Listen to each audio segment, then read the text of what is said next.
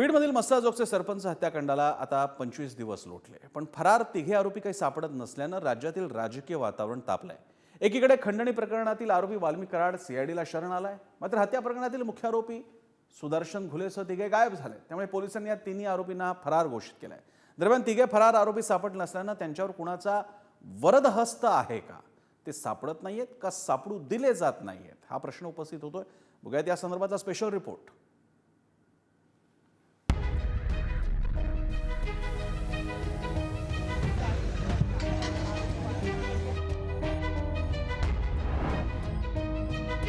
दोन कोटींच्या खंडणी प्रकरणी वाल्मिक कराड शरण आलाय, पण संतोष देशमुखांच्या हत्या प्रकरणातील मुख्य आरोपी सुदर्शन घुलेसह कृष्णा आंधळे आणि सुधीर सांगळे अद्यापही हाती लागत नाहीये। त्यामुळे या तिघा फरार मारेकरांना पोलिसांनी वॉन्टेड म्हणून घोषित केलंय।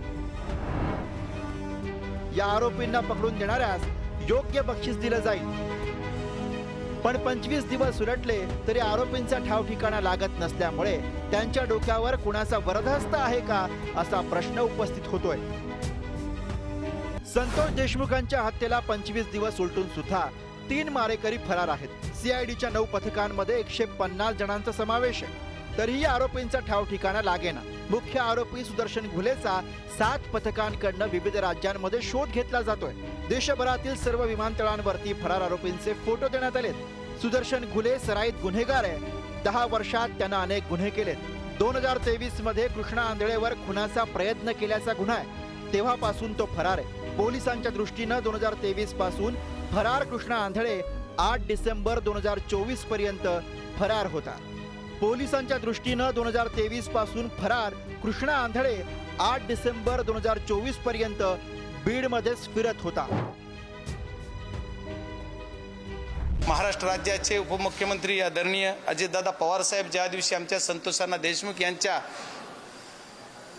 कुटुंबाला भेट द्यायला सांतवून आले, आम्ही शनिवारी 16 तारीख होती, बहुतेक 16 तारखेला शनिवारी, त्या दिवशी त्यांच्या ताफ्यामध्ये असणारी गाडी जी होती त्याच गाडीमध्ये हा आरोपी तिथं जाऊन सलेंडर होतोय। याचा अर्थ काय? त्या दौऱ्यामध्ये तिथं मस्साजोगला ही गाडी अवेलेबल होती आणि तीच गाडी त्याच गाडीमध्ये हा आरोपी बसून तिथं जाऊन शरणागती देतोय।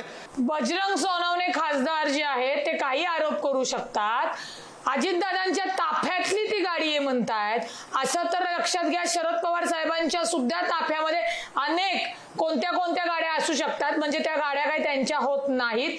त्याच्यामुळे बजरंग सोनवणेंनी ज्या बीडचं ते नेतृत्व करतात, एक जबाबदार लोकप्रतिनिधी म्हणून वक्तव्य करणं गरजेचं आहे। खंडणीतील आरोपी वाल्मिक कराडला 15 दिवसांची सीआयडी कोठडी सुनावण्यात आली। मसाजोग गावचे सरपंच संतोष देशमुख यांच्या हत्या प्रकरणात वाल्मिक कराडचा संबंध आहे का याचा तपास केला जाईल, पण मोठ्या आकाला वाचवण्यासाठी वाल्मिक कराडचे एन्काउंटर होऊ शकतो असा धक्कादायक दावा काँग्रेसचे नेते विजय वडेट्टीवार यांनी केला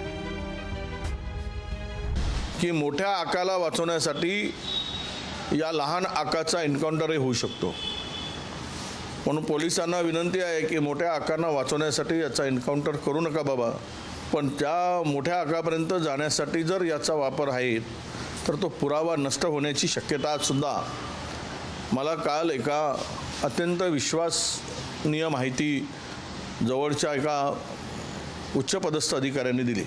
तसे माननीय विजय वडेट्टीवार बोलायला हुशार आहेत, पण अशा पद्धतीचं छोटा आका आणि मोठा आका हे पहिल्यांदाच तुमची सर्वांची भाषा मी आज ऐकतोय। कुणाचा एन्काउंटर आणि कुणाचा काय, हे अशा गोष्टी नाही आहेत। आमच्या दृष्टीनं दिवंगत संतोष देशमुखची जी हत्या झालेली आहे आणि ज्यांनी हत्या केलेली आहे त्यांना फास्ट ट्रॅक कोर्टामध्ये नेऊन फासावर चढवणं हा सगळ्यात पहिला उद्देश आमचा या प्रकरणामध्ये आहे। 1 जानेवारीला मध्यरात्री वाल्मिक कराडची रवानगी बीड शहर पोलीस ठाण्यात करण्यात आली, पण त्याच दिवशी पोलीस ठाण्यात 5 पलंग आणि बेड आणण्यात आले। यावर आमदार रोहित पवारांनी संशय व्यक्त करत वाल्मिक कराडसाठी पलंग आणि बेड मागवलाय का असा प्रश्न उपस्थित केलाय, तर बंदोबस्तावरती असणाऱ्यांसाठी पलंग आणण्यात आल्याचं स्पष्टीकरण पोलिसांनी दिलंय। लोकांचं मत होतं की तिथे VIP व्यक्ती पोलीस स्टेशनला आल्यामुळे म्हणजे वाल्मिक कराड म्हणून कुठेतरी पलंग आणले अशी चर्चा तिथं सुरू आहे. चांगल्या उश्या, गाद्या, त्यानंतर पांघरुणं, AC, TV अशा गोष्टीसुद्धा पाठवायला काय हरकत नाही. न पाहता केवळ प्रसिद्धी मिळवण्याकरता हे जे काही बोललं जातं त्यांना केवळ प्रसिद्धी पाहिजे. पोलिसांनी स्पष्ट केलं, ॲडिशनल पोलीस कुमक तिथे आलेली आहे, ॲडिशनल पोलीस कॉन्स्टेबल त्या ठिकाणी आले आहेत. त्यांना काय जमिनीवर झोपवायचं?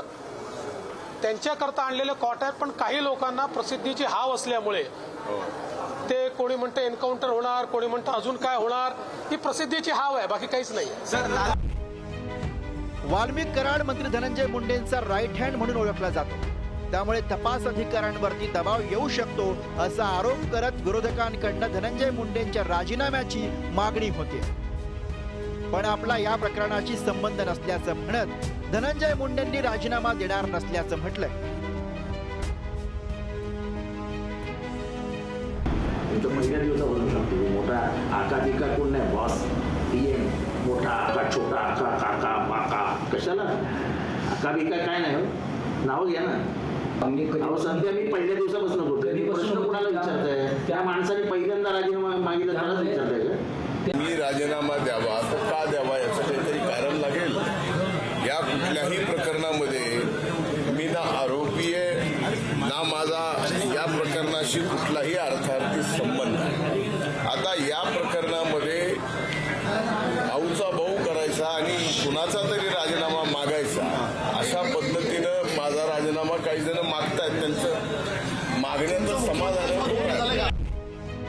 सरपंच संतोष देशमुख हत्या प्रकरणी CID बरोबरच आता SIT कडून सुद्धा तपास केला जाणार आहे. IPS बसवराज तेली यांच्या नेतृत्वामध्ये 10 जणांची टीम नेमण्यात आली आहे. त्यामुळेच या प्रकरणाच्या तपासाला अधिक वेग मिळण्याची शक्यता व्यक्त केली जाते. त्यामुळे आता तरी सुदर्शन घुलेसह 3 फरारी हाती लागणार का हा प्रश्न उपस्थित होतोय. कारण सुदर्शन घुले हाती लागल्यावरच हत्या प्रकरणातील मास्टर माइंड पर्यंत पोहोचता येईल हे नक्की. अहिल्यानगरहून गणेश जेवरेसह उदय नागरगोजे, पुढारी न्यूज, बीड.